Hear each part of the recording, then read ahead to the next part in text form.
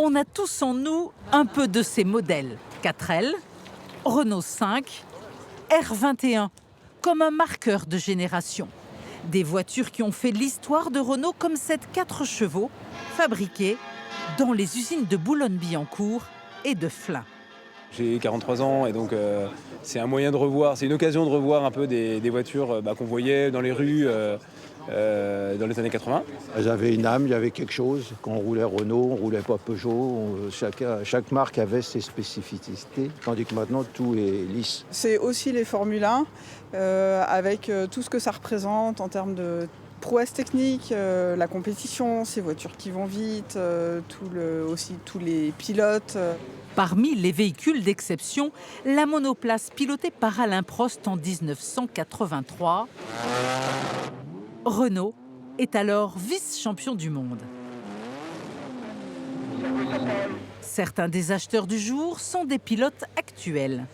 Il y a des pilotes amateurs qui ont besoin d'une voiture pour courir dans les courses historiques, comme le Grand Prix de Monaco historique par exemple.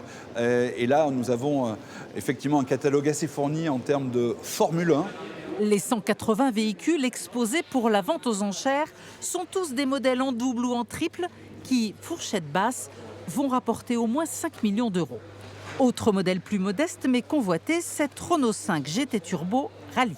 Déjà, elle a une histoire, elle est dans son jus, il y a même encore le sable à l'intérieur. Et puis la curiosité de dire voilà, ces voitures-là, on fait des rallyes en Afrique. Pour qui, pourquoi, comment, ça reste une Super 5 de base. Je suis là pour cette voiture, mais dire quel prix elle va faire, est-ce qu'on va l'avoir, on ne sait pas. C'est le mystère de la vente aux enchères. Autre petit bijou, les concept cars. En fait, ce sont des idées folles de designers qui voulaient pousser, positionner la voiture différemment et voir aussi si le public va réagir. Last chance, in the room, 30 000. Les fonds récoltés vont financer le musée Renault qui doit ouvrir ses portes dans 2 ans, ici, sur le site de l'usine de Flins.